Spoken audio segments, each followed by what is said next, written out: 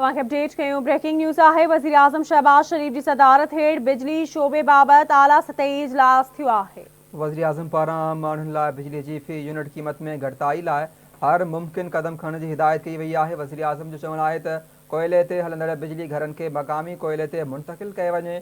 वधीक चवणु आहे त वज़ीर आज़म शहबाज शरीफ पारां बिजली जे पहुच वारे निज़ाम जी बहितरी यकीनी बणाइण जो भी हुकुम ॾिनो वियो आहे। वज़ीर आज़म पारां आम माण्हुनि लाइ बिजली जी फ़ी यूनिट क़ीमत में घटिताई लाइ हर मुमकिन क़दम खणण जी हिदायत कई आहे। वज़ीर आज़म चयो आहे त कोयले ते हलंदड़ बिजली घरनि खे मक़ामी कोयले ते मुंतक़िल कयो वञे। ख़बर शेयर कयूं पिया। ब्रेकिंग न्यूज़ है। वज़ीर आज़म शहबाज शरीफ की सदारत हेठ बिजली शोबे बाबत आला सतही इजलास थियो है।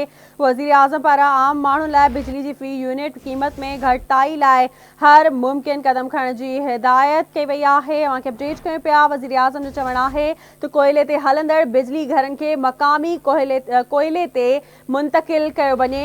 वज़ीर आज़म शहबाज शरीफ पारां बिजली जी पहुच वारे निज़ाम जी बहितरी यकीनी बणाइण जो हुकुम ॾिनो वियो आहे।